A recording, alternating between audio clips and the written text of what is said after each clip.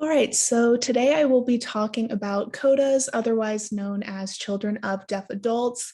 The CODA community is really near and dear to my heart because I myself identify as a CODA, so I think it's really important to talk about the culture of the CODA community and what's most important to know and be aware of, especially when considering those implications when working with CODAs in psychotherapy and as aspiring clinicians, what we need to know.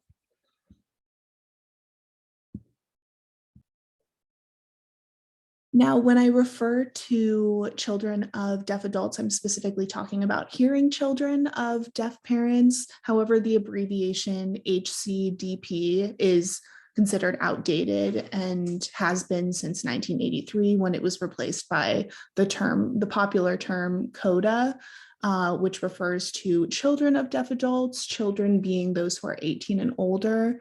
And you may also see CODA spelled with a K, which refers to kids of deaf adults, referring to those who are 17 and younger. So I'll typically be using the term C/K for CODA throughout the rest of the slides. But in review of hearing children of deaf parents, despite the fact that over 90% of deaf couples have hearing children, there is relatively little useful, accurate psychosocial information that exists in the professional literature. The best anthropological study that we have to date is from 1994, but it really sort of promotes a common psychological explanation of CODAs, basically drawing a comparison or parallel with children of alcoholics or adult children from dysfunctional families. It's really more so from a medical perspective, our original understanding of CODAs, and it's typically pathologized the CODA experience.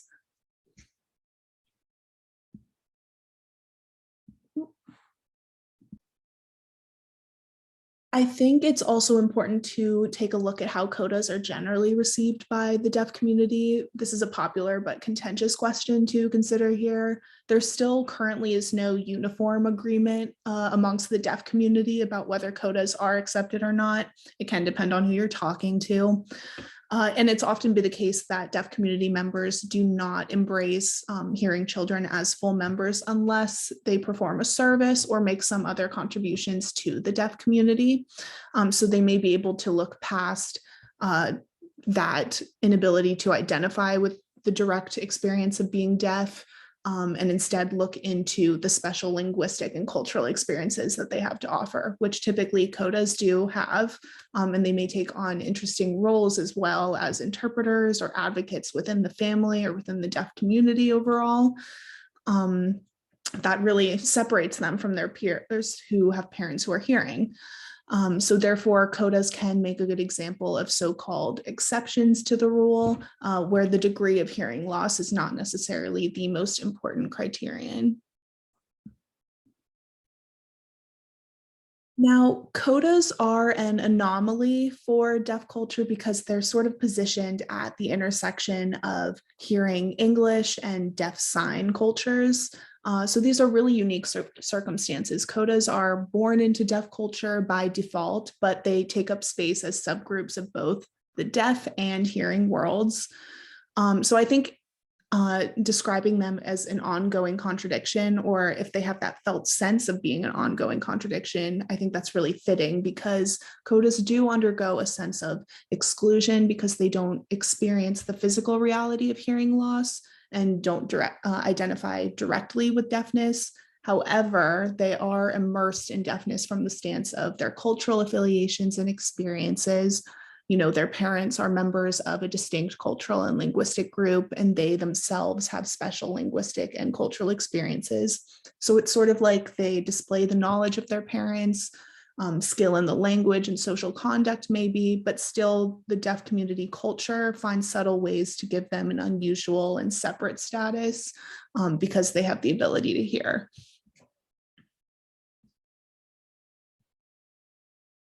So again, typically because CODAs are straddling deaf and hearing worlds, they find themselves, if not growing up and immersed in, they're at least exposed to a bilingual and bicultural way of life. Some develop what's considered CODA talk, and that in and of itself, I think, expresses CODA's conflicting linguistic heritages, but it also incorporates features that are neither ASL nor English. CODA talk can be considered sort of a unique and inventive mixture of ASL, spoken English. Some incorporate deaf voice, so some will mimic or model the sounds of deaf family members' voices growing up, hearing the way that their parents use speech.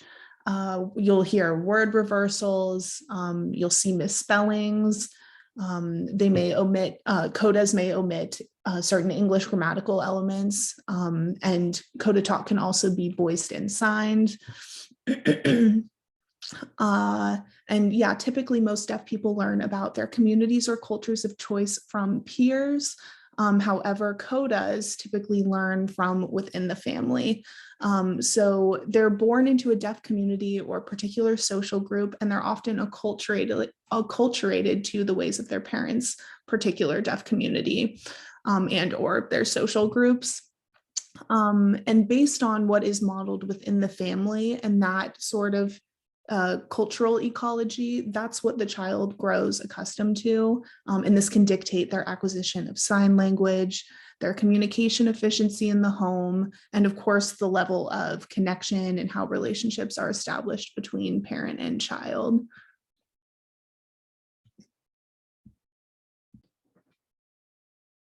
So in order for us to understand what it looks like for the CODA to go through this acculturative process within the family, I think it's important that clinicians understand the context of the family that raises the CODA or the familial dynamics that are at play. And these familial dynamics will depend on how the family navigates all of these differences listed here. In particular, I think we should pay attention to whether the family endorses a stigmatizing or empowering approach to hearing differences, and whether they provide support for and understand these differences. That largely rests on the family's perspective as well as the individual CODAs.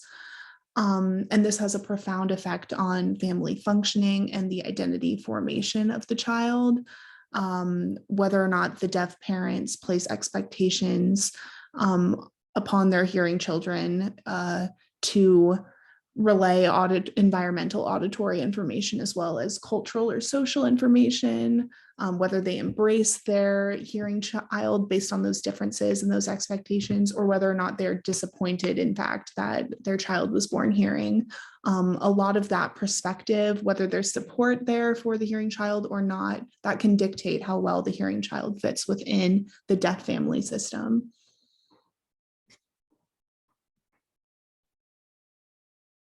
So particularly we as aspiring clinicians who may eventually work with hearing children of deaf parents, I think we should take pause and consider the role of attachment theory in the deaf parent hearing child dynamic, because these attachment needs may be particularly salient in the therapeutic setting when working with CODAs. For example, the deaf parents of hearing children may themselves have experienced being deaf children of hearing parents. So still in a different way, but dealing with hearing differences nonetheless. When looking at the parents themselves, they may have grown up with their own experiences of that, and their personal experiences growing up in this light may be superimposed onto how they decide to raise their hearing children and approach these hearing differences. So I think that the deaf person's parenting behaviors and the CODA child's experiences of attachment to the deaf parent often mirror the experiences of the deaf parent who grew up with hearing parents.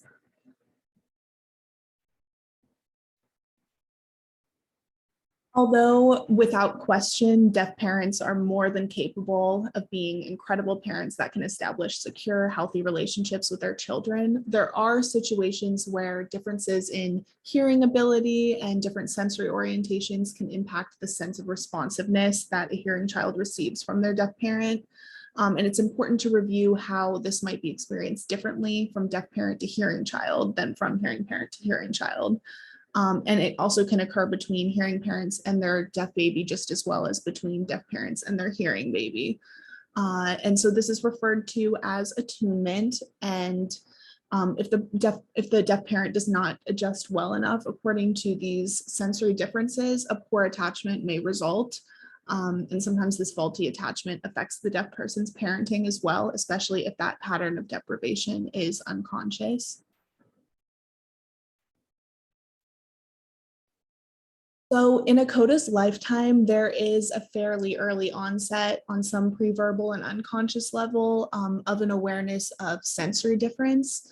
And it's usually met with an adaptive response where there is a natural urge to hone their skills in visual communication because there can be less reliance on verbal communication, obviously. So you might see an example of visual communication being throwing shoes to get a mother's attention. And I often did this with my own mom. She tells me stories all the time of me using my little red boots to get her attention whenever I needed it, especially in the car. Maybe while she was driving, I would throw them at the dashboard of the car or stomp at the back of her seat. Definitely an effort, visual and in both a tactile way, to try to get my mom's attention. But it does reflect an early developed and acute awareness of difference and separateness. And this level of awareness, especially as it develops early, may occasion mixed emotions in that sort of separate individuation process, or that awareness of a separate existence from your parent or caretaker that may occur prematurely before the sense of attachment is fully secure. And hearing children may become aware of a sense of isolation accompanied by maybe existential loneliness. It can accompany deep-seated anxiety that could be a regular feeling of early childhood. This can be common to the CODA experience.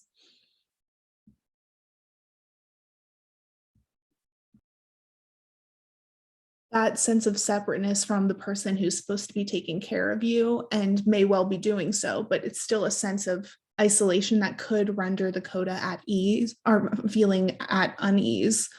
And this is just another example. It's sort of an anecdote I found in the readings, but it's just an example of, for instance, the need to resolve the meanings of the sensory difference and the communication and connection challenges that it could entail with your parent or parental figure. Other examples are frustration from failed attempts to get our parents and the angering inability to yell back after a parent calls to us, things like that.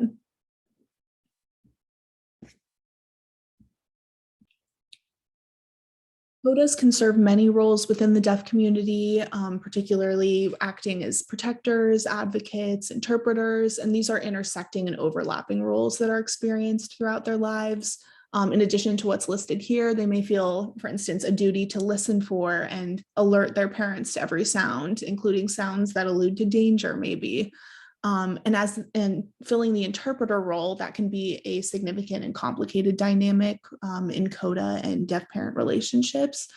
It often entails that they mediate and step into diverse roles or juggle many hats with their immediate and extended family, the deaf community, and other hearing people.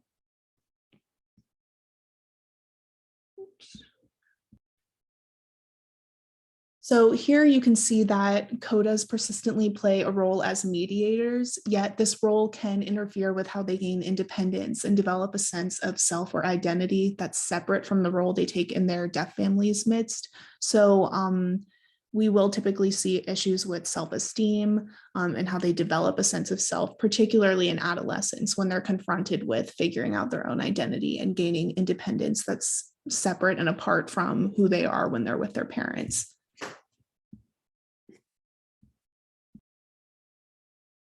So CODAs do typically experience ambivalent feelings and complicated identities, which often become more complex during the adolescent years. Again, there's already this sense of unrecognized deaf community membership. I remember reading in the book where it was compared to having a passport that no one recognizes. It's like you were born in a country and you have a passport to that country, but no one will recognize your passport.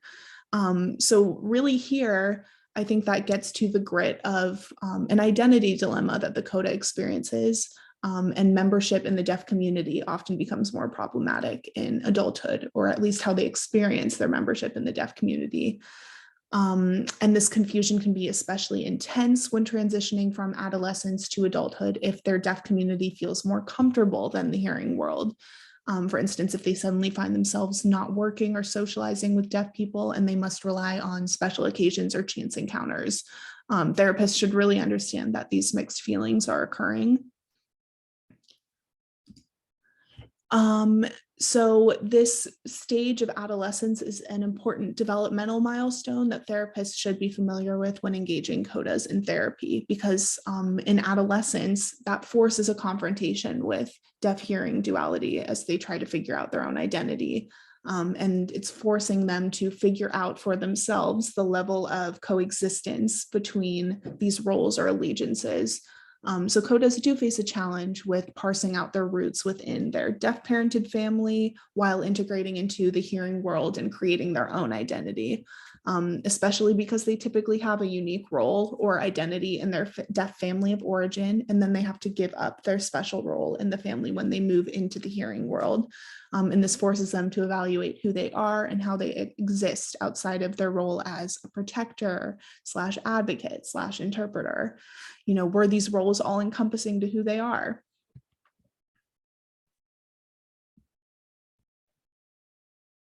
So, as adolescents, growing into our own autonomy and independence is sort of considered a rite of passage. And it entails a natural, but also healthy process of de idealizing our parents so that we can separate and individuate and come into our own, especially as we're learning to make our own way in life. However, the hearing child of deaf parents may experience a particularly stressful adolescent rite of passage in this way, especially when it comes down to de-idealizing their parents. And I think the second quote is really important to pay attention to, because the stigmatization of their deaf parents is something that the CODA really takes on viscerally. So it's difficult for them to go through the de-idealization process of their already stigmatized parents.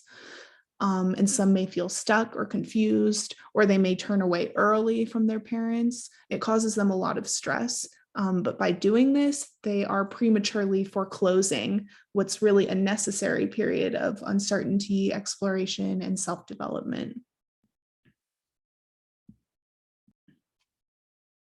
Now, as for all adolescents, the necessary separation from their parents and the drive for coming into one's own, that also revisits initial issues, again, of infant attachment and separation. Because CODAs have typically witnessed and are already aware of the stigmatization that their parents are subjected to, and they're hyper-vigilant in filling their designated roles as protector, advocate, interpreter, so on.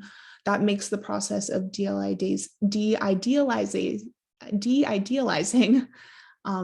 painful, and it can feel like betrayal or abandonment of their deaf parents.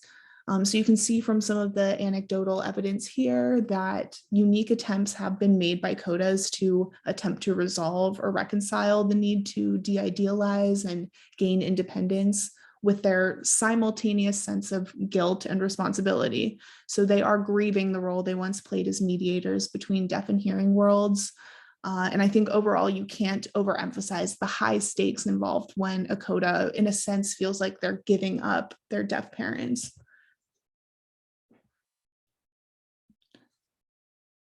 You all can pause and read this, but it again reiterates the unique conflict between the need to grow up and be hearing, while also feeling a need to remain connected with and bonded to our deaf parents. It sort of strikes different chord. It can mean or feel like you're sacrificing a whole community in a way of life that's markedly different from the adult hearing world.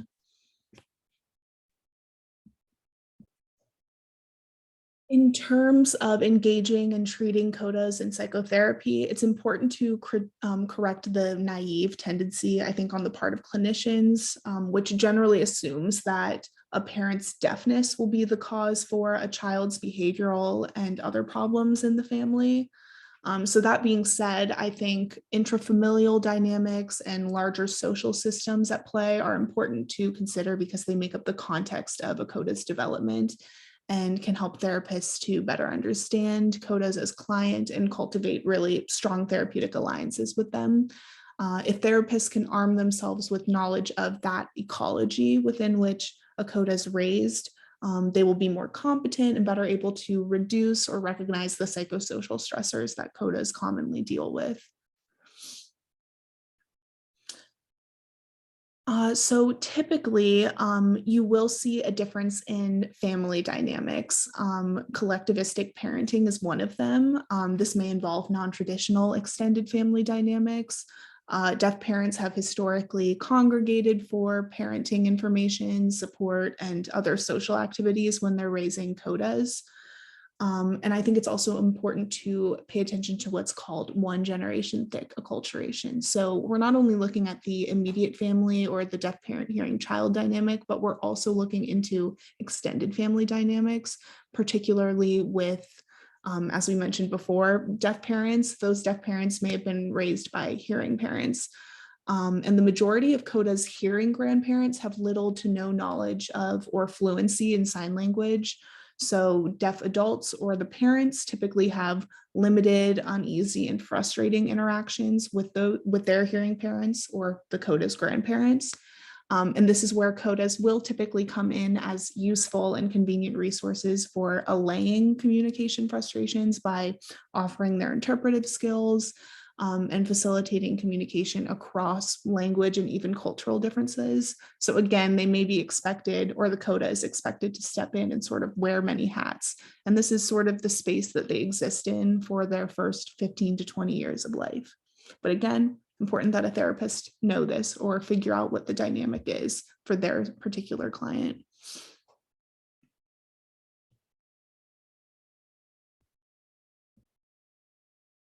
I know that I previously mentioned roles that CODAs take on within the deaf community, but I think it's important to magnify even further to how CODA roles exist within the family system. And they're sort of similar in a light to children of immigrant parents in dealing with that type of family dynamic. And their response to role juggling may vary, and it can reflect where they're at in terms of their own identity formation. Some may respond well to the sense of responsibility and appreciate or feel a sense of competence and assurance, while others typically might find this sense of responsibility stressful or difficult. And judging based on their response to these circumstances, it can reflect a lot about where they're at in terms of struggling with developing a clear sense of self, particularly when their value is identified solely with their ability to provide access for deaf family members and hearing people. So CODAs can frequently undergo processes referred to as role reversal and parentification, and both of these can stem from the CODA's sense of responsibility, which may result from their earliest attachment experiences. In the case of role reversal, this is where a two-way relationship develops in which CODAs perceive themselves as responsible and in control and see their parents as dependent on them. And again, this could link to their earliest childhood experiences. For example, not having a parent respond until the child goes to the parent may induce reversed caretaking roles. And parentification reflects a similar process where CODAs assume a role that comes with more power and responsibility, but it's not necessarily appropriate for their level of emotional or developmental maturity, such as when deaf parents may overuse their children in the role of interpreter.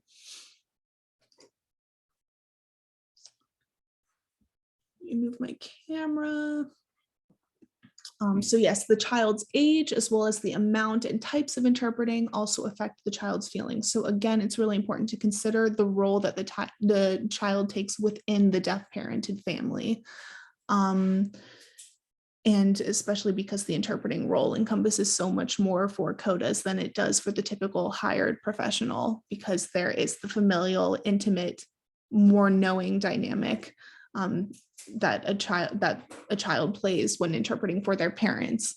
And when looking at age, younger children may see interpreting as fun or helpful, but as they begin to form peer relations in school, they may grow tired of it. And once you all read this anecdote, just reflecting on really what that conveys for CODAs who serve as interpreters for their parents, it can be traumatic depending on the circumstances of and what they're interpreting. CODAs often have to suppress their own anxiety and interpret at doctor's appointments or handle emergencies of parents or other close relatives and friends. And clearly that can be a traumatic and upsetting experience, but also a form of parentification.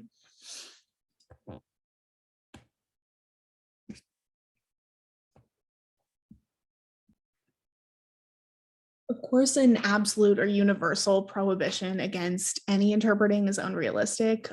There are a lot of practical exceptions, emergencies, family gatherings, spontaneous and momentary, like even a business transaction in a store, interpreting for the cashier that your parent is attempting to communicate with.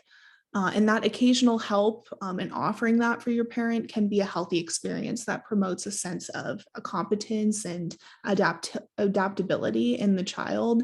However, because parentification can be so early onset and encompass the child's early and adolescent development, it becomes inextricably tied to their development of self, identity, and even self-esteem. And it can also be really choring and fatiguing.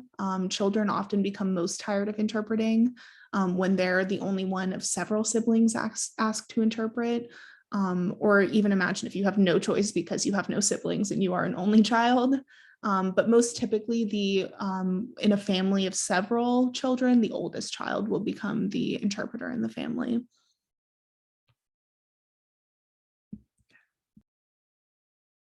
So this is something to be aware of when engaging CODAs in therapy. They may be uncomfortable about expressing emotions, especially those that are habitually suppressed by both deaf and hearing people. They may be used to that suppression because in those traumatic parentification experiences, they couldn't attend to their emotions, so they're used to pushing through.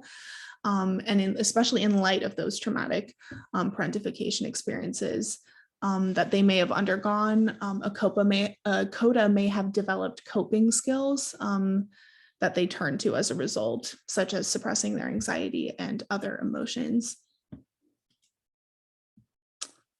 Move this.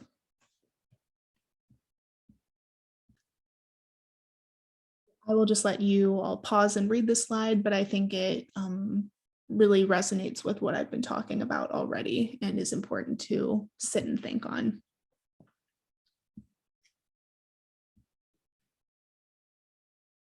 So in review of some of the psychological literature that I came across regarding CODAs, this delayed or confused identity formation that we've discussed can impact the CODA's subsequent development, particularly how they function when it comes to intimacy or loving adult relationships, especially because these processes of dependence, independence, and interdependence represent something that's been particularly challenging for many CODAs and their families of origin.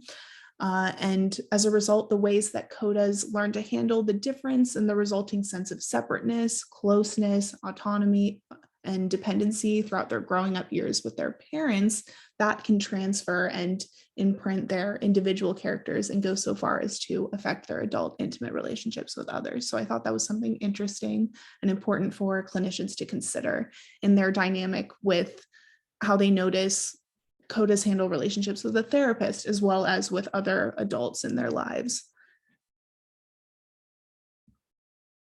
Right. So our understanding of the deaf parent hearing child dynamic, which we've been reviewing throughout this presentation, is especially important to consider. I think I've made that clear. And it's also touched upon or sort of exposed three central themes, which I think are imperative for therapists to become familiar with if they want to work competently and effectively when treating CODA clients. So that's just listed here. All right. Now, it's important to address CODA individual and community attitudes, beliefs, and behaviors with regard to psychotherapy, or really how the community views seeking support for psychological concerns. Many CODAs already grow up being protective of their parents and the deaf community. And while it might be healthy for them to experience a release of these feelings in therapy, Still, CODAs may hold themselves back, and we may notice that as therapists, because CODAs are mindful of the stigmatization that their parents are subjected to because of their deafness, and they still feel a sense of responsibility to fill their simultaneous roles as protector, advocate, interpreter, and we as therapists may see CODAs trying to fill these roles in our therapy sessions with them. When it comes to speaking more openly or publicly about family struggles, stigmatization hits every CODA and exacerbates their difficulties in navigating between the deaf and hearing worlds. So they may respond by censoring themselves, even in therapy, in order to protect the image of the deaf parented family. And therapists, again, might observe this behavior from CODAs as an attempt to really just manage stigma. And CODAs will lean into their role as mediators and will want to be mindful of deaf and hearing perceptions of one another and attempt to control that.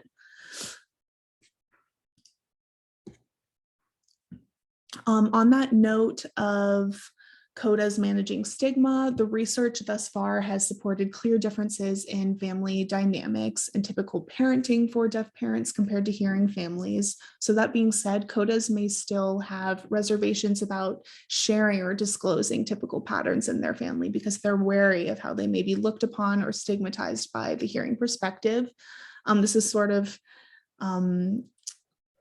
something important to consider. And I think Rienzi's study, which I found, which notes a difference in how deaf parents parent, and they generally resort to less of an authoritarian approach and allow more flexibility, especially in engaging with open discussion with their children, being more having less of a power differential between the deaf parent and the hearing child. But this can starkly contrast with what we might observe in hearing families. This is also, I think, from this study of deaf fathers, I think it reflects an adaptive dependency, which sort of reveals a deaf parent's reliance on the child's ability to hear. And it can be a healthy adaptation if deaf parents are able to adapt to meet the communication needs in situations by relinquishing some power to their children. And this flexibility in communication also offers family members an opportunity to practice and develop skills in changing their roles in family relationships in response to situational demands. However, because we don't typically observe that in hearing families, hearing fathers are typically more authoritarian. As a result, CODAs may be wary of disclosing these family differences and potentially clinicians pathologizing this pattern observed in deaf families because it doesn't represent the hearing typical.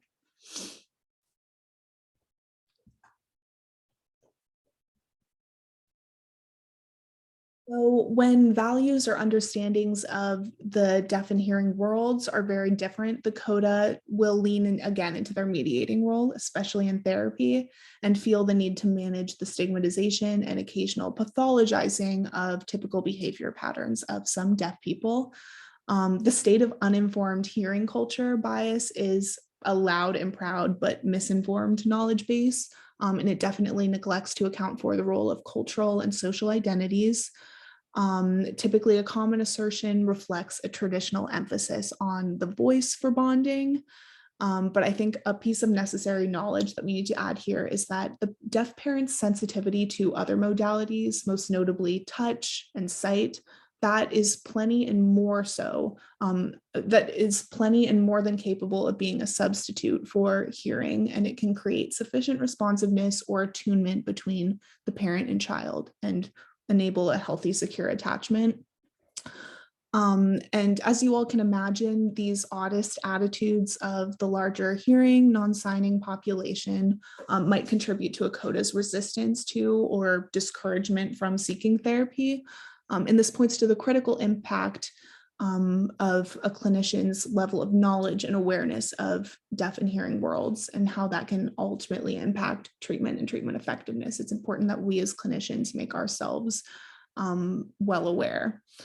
And I do think that this calls for a necessary shift in what we attend to as the therapeutic target, particularly when we're engaging CODAs in therapy, because it does involve the interaction between a stigmatized minority and a hearing majority that presumes the superiority of its values and ways of behaving. but audition or the ability to hear is not the salient feature. We shouldn't be pathologizing deaf parents because of their deafness and making assumptions regarding what that parenting might have done to the hearing child. A parent's lack of speech or their biological fact of deafness is simply not relevant.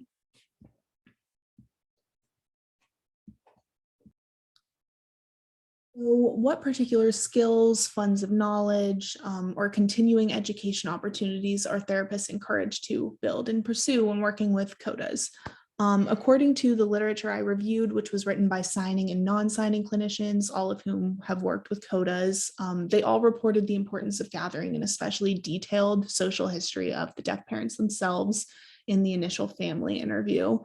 I think that reiterates what we've already discussed, the importance of grasping the social dynamics between the CODA client and their parents and also their extended family. What is the nature of communication between these groups? What is the efficiency and proficiency of that communication? Does it enable adequate connectedness to fulfill relationship building? And this may entail family therapy, where a communication assessment could be conducted to observe how the family communicates without any facilitation. But obviously, if you were to observe communication stress, that would prevent effective work in the therapy setting, that you would want to introduce interpreting services. And that might distort the natural communication flow within the family, but it can also create communication channels that were not previously available and help the therapist to understand the family system and therefore be therapeutic. On the topic of the deaf parent self-concept, this is also why it's important to obtain a full social history of the deaf parents, because the types of attachment they experienced from their own parents, caretakers, and others throughout the course of their development, that's my dog, can determine the attachment models they set with their own children. And a poor connection or bond between deaf adults and their hearing parents can then result in a poor connection between these deaf adults and their hearing children.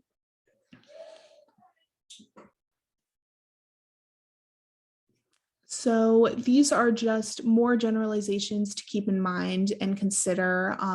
And I think that the following questions should be considered for clinical interviews with CODAs, because I know that we don't always have access to the family.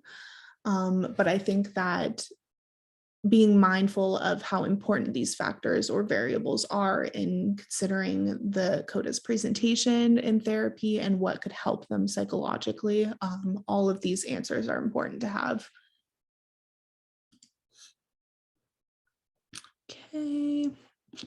Oops, camera. In addition to gathering information about family interactions, clinicians should also collect information on school performance and social behavior, I think, to gain a better understanding of their clients' peer relationship skills, attitudes toward authority, study habits, and how much primary needs are being met. So I think this is more collateral information that should be considered, or at least this is a way of building your knowledge base before you decide to go ahead and work with CODAs, because it's important to not have gaps in these areas of knowledge. And also, if problems are occurring at home, the cause could be in the school, but children may act out adjustment problems at school in the safety of the home environment. So it's important to consider the overlap between all of these areas.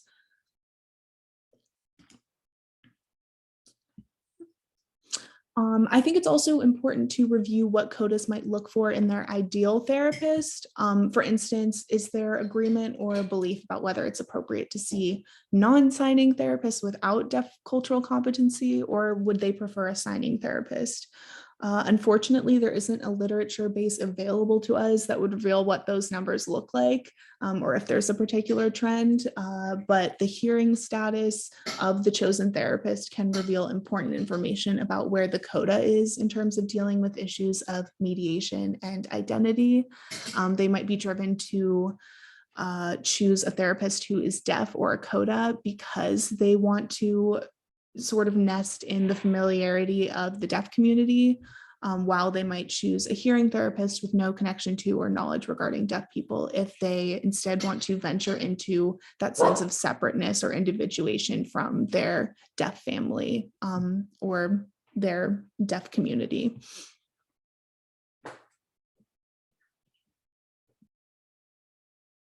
So as a therapist, regardless of how you identify, it's always important to refrain from making assumptions. For example, if you yourself are a CODA, you can't claim to know the experiences of all CODAs. And it's also important to be careful that you not assume that a client shares your view of deaf people.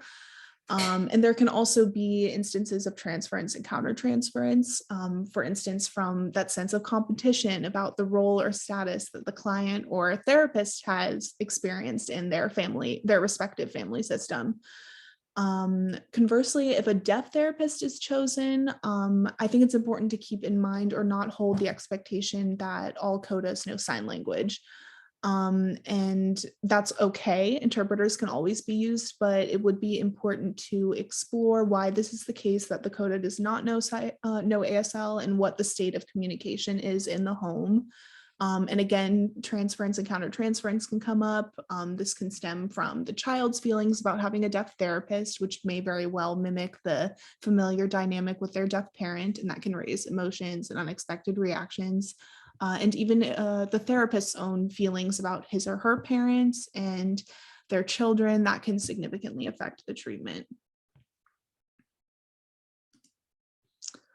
And coming back to what's been a recurring theme throughout our class, which is cultural competence. I think that's a common and always important topic to review as aspiring therapists. It inevitably involves acquiring knowledge about the culture of the people that we treat. And it's important that we approach CODAs with an understanding and informed stance on deaf culture and deafness so that we can be helpful and not harmful. As a reminder, hearing children born into a deaf community or a particular social group are often acculturated to the ways of their parents' particular deaf community. And this is important to keep in mind because our therapy approach should be informed by the extent to which the CODA has acculturated. And by gathering information about the CODA's acculturation strategy, this allows clinicians to see how values and meanings really conflict in their lives and how these conflicts themselves affect the personal life of each CODA. Some can adapt an assimilation strategy where they absorb into the dominant or desirable culture, and others will attempt to integrate or really straddle both deaf and hearing worlds and live and exist biculturally or bilingually. And typically that's sort of parallel to code switching in bilingual or ASL English individuals, and it reflects an integration that reflects functioning in both cultures. So, and also CODAs may choose the manner in which and the degree to which they affiliate with either culture. There's no hierarchy. Both cultures are expected to assume sort of equal status in the individual's eyes. But I think it's also important to be aware that typically those who do not absorb into the dominant or desirable culture will be less anxious than those who are trying to assimilate.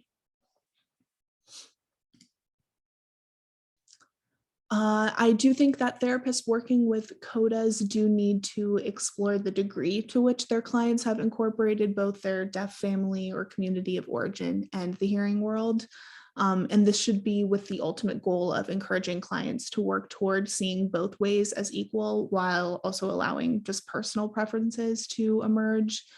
And I think this is sort of a curative or healing factor, allowing the emergence of both the individual's hearing and deaf identities through the integration or acknowledgement of deaf and hearing duality that does wonders for a CODA's identity development. And typically achieving that dual identity does not develop without the CODA's inevitable encountering clashes or pulls from different directions that can be irreconcilable and create emotional stress. However, therapy and being in a session with a clinician can provide a safe environment for the CODA to work through this and ultimately or hopefully arrive at a healthy adjustment.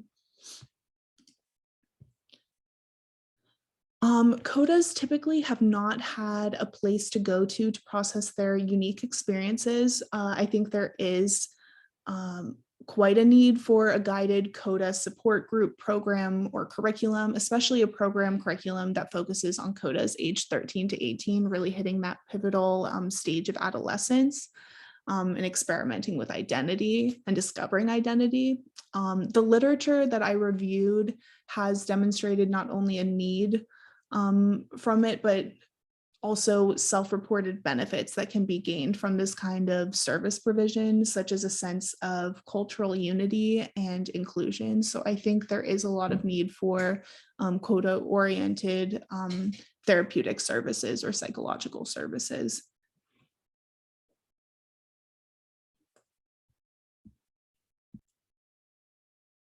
So unfortunately, there isn't an existing literature base with regard to specific models of therapy that may be especially helpful for CODA clients. However, a recent study was published in 2018 that was piloted by Megan Fox, and it was essentially her conducting research to inform an original, culturally sensitive, and research-informed support group program for adolescent CODAs.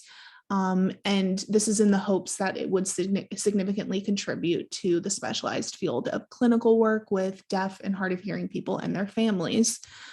So the target population is really targeting CODAs who have deaf or hard of hearing, late deafened and or deafblind parents.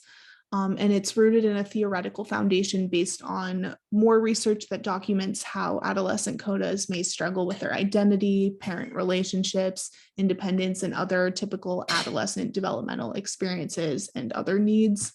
And it's informed by research also suggesting that CODAs, their own experiences do influence them socially, emotionally, behaviorally, and interpersonally in both challenging and also positive ways. So the program model does integrate support and process group therapy approaches. And most of the sessions are designed to process, again, their roles and experiences as CODAs. And it does finally, I think, offer a much needed space for CODAs to process their unique experiences and have a sense of recognition or inclusivity that they're not alone and that they are seen. And it can be this program can be implemented in a variety of accessible settings, hopefully through hospital outpatient programs, community agencies, even like recreational camp programs.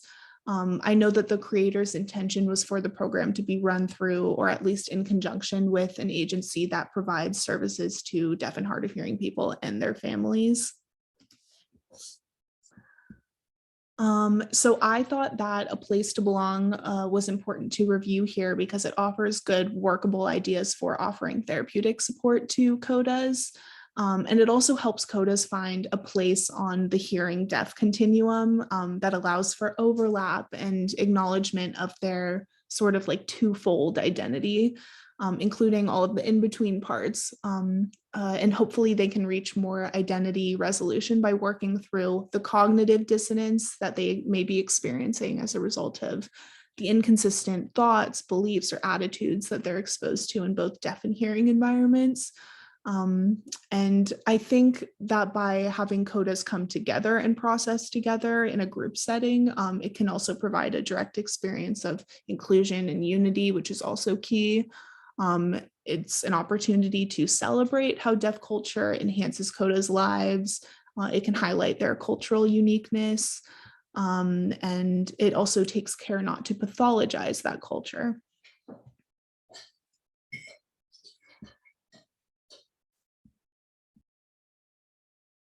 So the age of your client, where they're at in terms of social development, their history of attachment, and patterns they've engaged in with their parents and others, those are all important determinants of the dysfunction or presenting problem that you will work on collaboratively with your client. And I think they also speak to their important demographic variables to consider when looking at how different CODAs utilize different psychological services.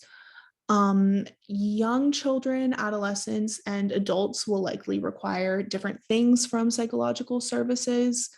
From my literature review, I found that more information was available about the adult demographic. When looking at adult CODAs, given that identity dilemmas become especially apparent as children enter adolescence and young adulthood, it's no surprise that with an adult CODA client, their life story might become a popular topic for discussion in the therapeutic setting. They may also require assistance with understanding their perceptions of their parents and hearing people, particularly if hearing people have been experienced as untrustworthy. So I think that ways to address our clients, whether they are children, adults, or somewhere in between, I think it's important that clinicians consider encouraging cultural competence and facilitating acceptance, which we've been discussing, particularly with a place to belong, which is another intervention idea. And hopefully this awareness will enable better utilization and provision of psychological services to the CODA community. And this is sort of a reiteration of what we've already discussed, but it's still an important reminder that this knowledge of the culture of the people that we're serving would and should hopefully increase the likelihood of treatment success. So these are just more bullets to keep in mind. Oops, okay. So based on the current literature, it is clear that CODAs have an array of uniqueness in their lives that is a source that can also be a source of psychological stress throughout their lifespan, especially during adolescence. So what are some concrete steps that we can take to build our competencies for engaging with CODAs in psychotherapy? This is an adapted list of recommended practices that was originally provided by I think it was Greenberg and Calderon from 1997, and it was originally intended for early intervention for families with deaf children. So it was just meant to approach hearing differences, but now instead, this is sort of adapted to fit families in general with hearing differences, including deaf parents with hearing children. And I think all of these points are important too. I think you all can just read through them. But yeah, recommendations that should be considered as clinicians. So really this delicate balancing act that we see CODAs undergo, the balancing act of two identities and playing the role of cultural and linguistic mediator for their deaf parents and the hearing world, is really unique and difficult to cope with for many hearing children of deaf parents. And it's often done without the assistance of a cultural broker. They're taking a formal but really informal role. They're part of the family themselves. So I think it's important that the points made here today be considered and applied across the many contexts within which hearing differences may exist in families. It doesn't just boil down to hearing children of deaf parents. There are many contexts and lenses that this can take on.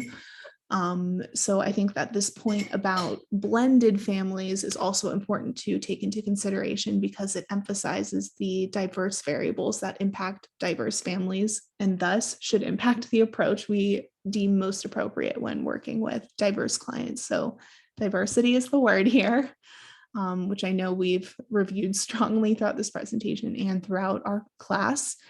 But yeah, I will leave you with these points, something to sort of percolate yourselves. But I appreciate your time and you all taking time out of your day to listen. So we are done.